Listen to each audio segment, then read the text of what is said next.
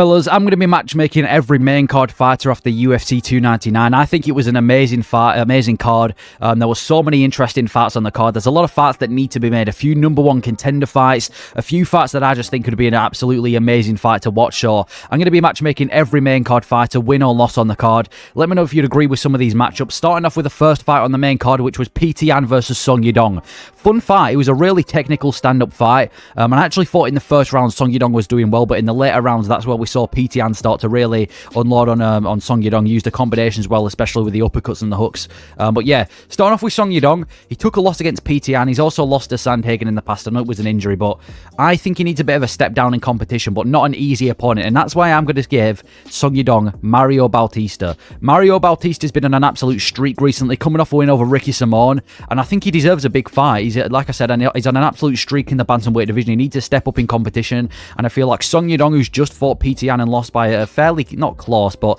just lost by decision, I think it's the perfect fight for him. I think it'd be a really fun fight on the feet, and I feel like that's an easy fight night main event you can make in the bantamweight division, because if Mario Bautista can beat Song Yadong, that lets him now get in the top 5 of the bantamweight division and, you know, start fighting higher caliber opponents. And if Song Yadong can beat Mario Bautista, he's just shut down a big prospect in the bantamweight division, and then he can start having bigger fights from there. So I feel like it's the perfect fight to make now that Song Yadong's lost to Petr Yan. And then for Petr Yan, yeah, he's proved that he's not washed. He's coming off a win over Song Yadong, like I just said. He has lost to the other guys in the division at the top, like Merab and Aljo and obviously Sean O'Malley. I think we do Petr Yan versus Marlon Vera. Now, obviously, I'm expecting this fight to be kind of late 2024 because Marlon Vera just got absolutely battered. But I think this is the perfect fight to make. I'm surprised they haven't actually fought yet because they've both been around the rankings for so long. Marlon Vera, he just fought for the belt, got absolutely battered. And to be honest, Petr Yan had a controversial loss to, there's my alarm, Petr Yan had a controversial loss to Sean O'Malley, whereas Marlon Vera got absolutely battered. He's also lost to Sandhagen, whereas Petr Yan beat Sandhagen, so I feel like it's a good fight to make. It'd be really interesting to see how the boxing of Petr Yan complements the striking of Marlon Vera. It's a dangerous fight for both of them. Like I said though, late 2024, let Marlon Vera recover, and if Petr Yan can win, it gets him back in the mix at the bantamweight division. We all thought he was washed, and then if he can go back and get a win over a title challenger in Marlon Vera, that puts him right back in the mix. And if Marlon Vera wants to stay at the top, I think he needs to get a win over a Yan coming off a win. So that's the fight. That's the next fight I think we should make for those fights. Then we've got Gilbert Burns versus Jack Della Maddalena. That was a really good fight as well. We had the, it was a stylistic jiu-jitsu guy versus a boxer. JDM winning on the feet, Gilbert Burns winning in grappling until eventually Gilbert Burns got finished. Starting off with Burns, he didn't look terrible in that fight. I think there was a lot of times where he looked good with his grappling, but unfortunately he got reversed and then went straight into a knee which dropped him and then finished by JDM, which I don't think anyone saw coming. I think we do Gilbert Burns versus Jeff Neal. Again, it's another one of those cases where I'm surprised these guys haven't fought before. Gilbert Burns versus Jeff Neal, it's a perfect fight night main event. Jeff Neal, it's not an easy fight for him. I mean, he's coming off a loss to Ian Gary and Shavkat, but at the same time, he's got a decent win over Vicente Luque in his books. And then we've got, obviously, what's his name? Gilbert Burns, who's just lost to JDM.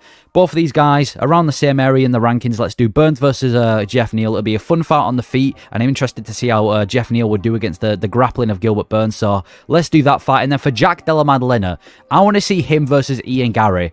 I'm surprised, well, I'm not surprised, but there's just too many contenders in the welterweight division. We've got Bilal Muhammad, Shavkat, Ian Gary, JDM. All of these guys are going to want title shots soon. And I know JDM called out Shavkat, but I feel like Shavkat's kind of deserved this shot after Bilal anyway. So I think JDM versus Ian Gary is the fight to make. Both of them are some of the best strikers. We've got JDM, who's got some of the best boxing I've seen. Probably the best boxer right now in the welterweight division. And then Ian Gary, who's just taking over contender after contender. It would be a fun fight on the feet. Both of them undefeated in the UFC, and I think the winner of that fight can easily get a title shot. Both of them won it. I don't mind either of them fighting for the belt, so let's do JDM versus Ian Gary. Winner gets a title shot, and I feel like it's the perfect fight to make in the welterweight division. Stick it on a big pay-per-view.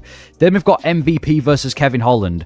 Yeah, this was a fun. MVP surprised me. He did good on the feet. He did really good on the feet. How he was able to, land on Kevin Holland, and Holland kind of made MVP look untouchable. Apart from the grappling, we obviously saw MVP, struggle a lot in the grappling, but even then he did better than I thought. For Kevin Holland, I think we do him versus Neil Magny. They're both around the same area in the rankings.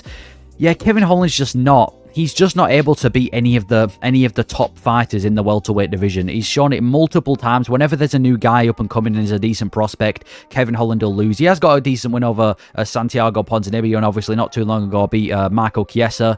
But I think him versus Neil Magny is a good fight to make. Neil Magny, kind of the gatekeeper of the welterweight division, coming off a surprising win over Mike Malott. Neil Magny versus Kevin Holland, it's a fight to make. It's not an easy fight for Kevin Holland, but if he can beat Neil Magny, it's an easy way for him to boost himself back in that top 10. And then if Neil Magny wins, maybe we start seeing a Neil Magny title run 2025. I'm telling you, Neil Magny versus Kevin Holland. And then for MVP, I don't even need to explain this one. Michael Venom Page versus Stephen Wonderboy Thompson.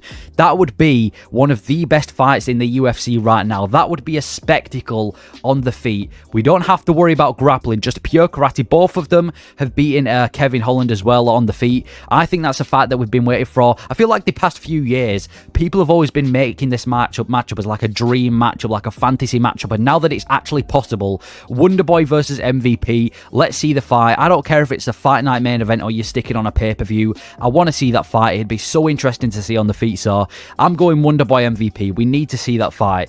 Co-main event, Dustin Poirier versus Benoit Saint-Denis. Yeah, this was Benoit Saint-Denis he actually looked pretty good in the first round. He was winning with the grappling, and then even on the feet he was landing the better shots than Poirier. But obviously the experience of Poirier and the fact that Poirier is such a good boxer, BSD was just leaving himself open too much, and he got caught by Poirier. So for BSD, I don't think he's washed. I don't think he got fraud checked or anything like that, because he's only like in his 20s as well, and he's just fought Poirier, a massive step up in competition.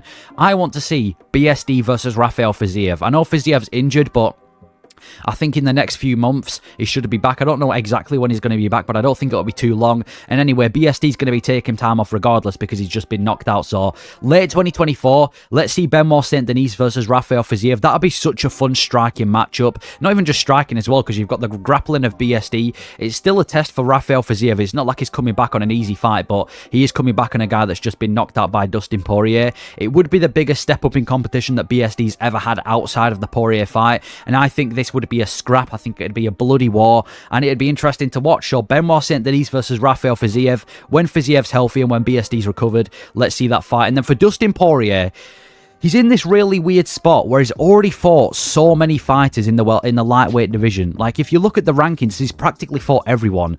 So unless he fights Arman Tsarukyan, if Tsarukyan loses to Charles Oliveira, I think the only fight we can really give Poirier right now is Gamrot. And I know people aren't going to like that. They're going to want to give Poirier, these banger fights.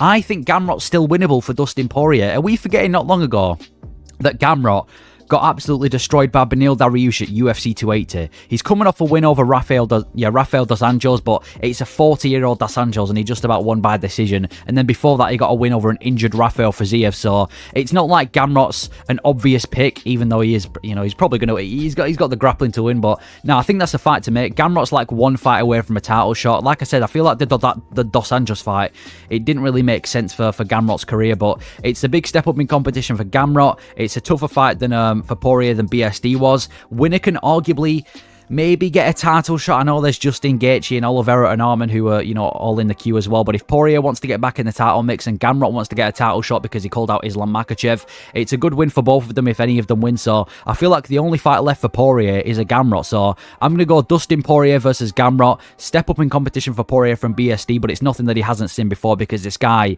is so experienced. And then finally the main event, Sean O'Malley versus Marlon Vera. Now I've already matched up Marlon Vera against Peter Yan, so we'll just talk about Sean O'Malley. Sean O'Malley looks so good. That was one of the best title performances I think I've ever seen. I think we need to see Sean O'Malley versus Merab. It's the obvious pick to make. It was always going to happen after Merab beat Henry Cejudo. It's a step up in... It's a tough fight for Sean O'Malley because Merab is not easy. We saw the way he out-grappled a guy like Cejudo, and it makes you think if Yan can out-grapple Sean O'Malley, imagine what Merab would do. But at the same time, after watching Sean O'Malley versus Marlon Vera, I'm not sure I'm as confident in Merab as I was before. Not because Merab's showing these massive holes in his game, but because Sean O'Malley just looked that good. So I'm going Sean O'Malley versus Merab. I'm actually really intrigued because I feel like it's I feel like people are going to be, picking different fighters to win. It's not like an obvious pick in this fight like it was maybe before the Sean O'Malley versus Vera fight. So Merab versus Sean O'Malley, that's the fight I think needs to happen next. And yeah, that's me matchmaking every single main card fighter after UFC UFC 299. Let me know your thoughts and predictions on these matchups, but thank you for watching.